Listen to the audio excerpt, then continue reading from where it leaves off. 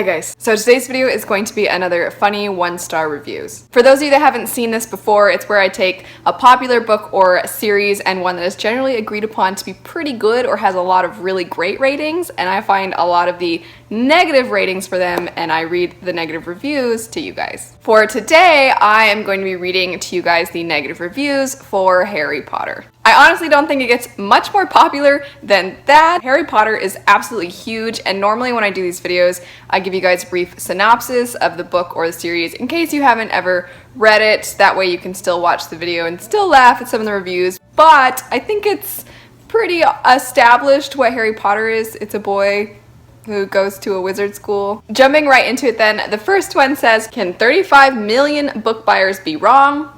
Yes. This one just says, so this is the book everyone loves? This one says, you're a wimp, Harry. Harry is the perfect bland character that the reader can feel at home with. Even though he is totally average, everybody knows his name and his fame has spread throughout the magical world. This is easily every kid's dream, to not have to work or be talented and still be gifted with this intense fame and notoriety. It's a perfect bedtime story that you would tell a small child and could easily be replaced with Sammy. You are such a special little boy and everyone saw how special you were right away. The whole world knew Sammy's name and just how special he was. This one picks on Harry's friends a little bit, and it says, although Harry consistently moans about his loneliness, he has a close-knit group of friends that would give their life for him. In order to make up for Harry's average self, his friends possess more talents, cleverness, and influence than him. The headmaster has power, Hermione has intelligence, Ron has strength, and a place for Harry to stay. And Hagrid has information and access to the school. It continues with, therefore, Harry is lifted from the burden of ever having to improve himself because he has amassed friends that can help him in any situation. Score. However, average Harry is having a hard time making friends at school due to jealousy. It seems oh so strange that people would dare be jealous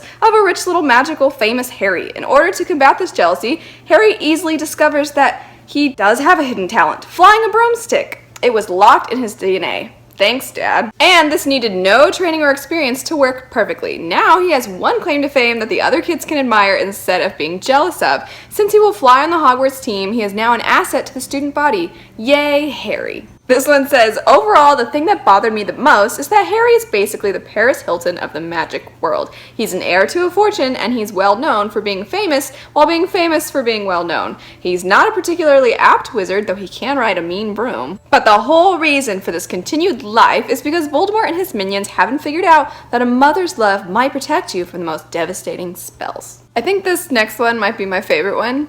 You'll see why. This 1-star review says, this is my third favorite book in the series. I really liked it. It makes me remember my childhood. The book is by far better than the movie, obviously, and I'm gonna reread it soon. This next one says, after months and months of hype, I sat down and read this book. I went into it with some hesitation, mostly because I was tired of seeing fruitcakes and costumes, but figured it was bound to be a good read. Everyone I talked to said so.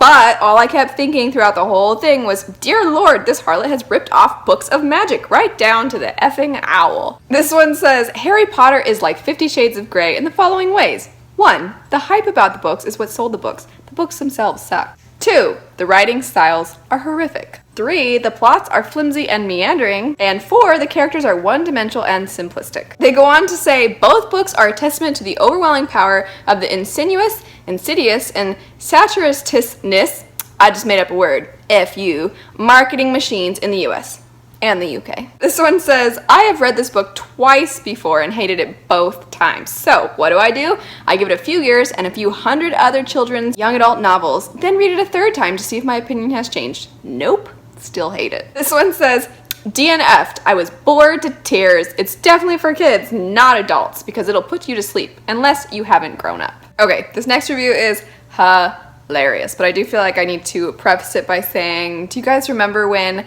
for a little while there, people were insisting that J.K. Rowling must have, made a deal with the devil in order to have the success that she has? This next review is definitely playing into that. It says, when I picked up this book in the children's section, yes, the children's section of the library after hearing all the hype, I picked it up with a hopeful mind. Little did I know that I would find it only full of the worst kind of witchcraft. I wouldn't be surprised if J.K. Rowling publicly announced her conversion to Satanism. Honestly, it's no secret that she is one, or at least conforms to the beliefs. Only one who follows the devil would ever write about flying broomsticks and motorcycles, unicorns, and magical toads. Toads are not magical. They are mere beasts created by our Lord to serve us. Needless to say, I wanted to throw this book in my fireplace. To return it to the library would be a sin in itself. I don't feel right letting this fall into the hands of some poor little child and possessing him with demonic thoughts of Quidditch and Bertie Bott's every flavored beans. Anyway, moving on to the next one. This one says, teacher tortured me in class every day reading this book out loud to us. I didn't remember any of it, so I must have done homework or not paid attention to it. So I tried to read it again a few years later and realized it was a pretty stupid book. This next one may benefit from an occasional comma or so, but I'm going to try to read it as written. It says, this book I found was not very good at all. I quite realistic stories, not so much fantasy, sometimes fantasy, but never when it has to do with magic, parentheses, Harry Potter. I don't really recommend this book to anyone you may like, but I really do not. This one has a lot of words in all caps, so I'll try to accurately portray what they're writing. It says, this book is so boring that I literally fell asleep. I also ended crying because I had so much expectations that I was disappointed with what I read. I also had an extremely bad day at work and I needed some kind of relief. This book didn't make me smile one bit. I was so disappointed.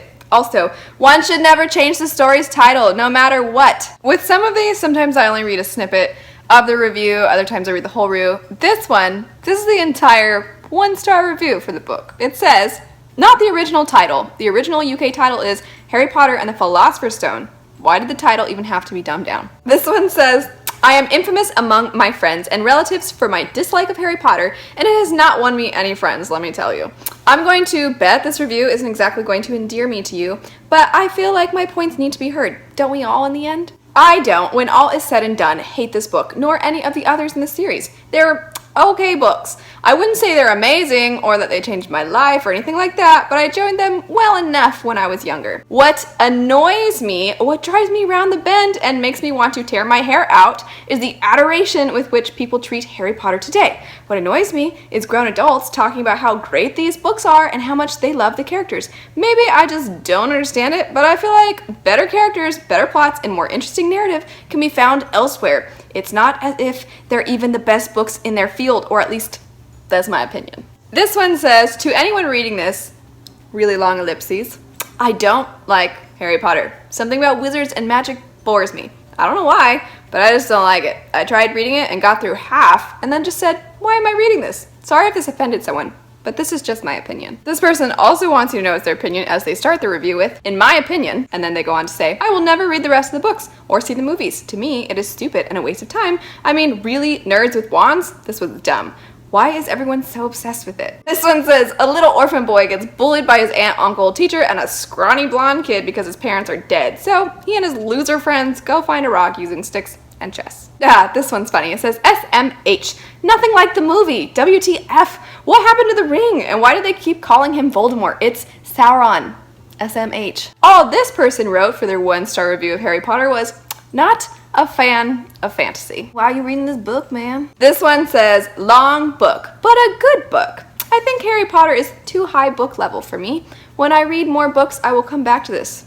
Sorry, Harry Potter fans. This one has no punctuation until the very end, so I'm going to read it straight through. It says, I did not like this book. The printed font was too small, so I barely could read it. Even though the book has more details, I found the movie more interesting to watch than reading about it. And the last review is just one word, and I think it's best you read it yourself, so I'll go ahead and put it up on the screen.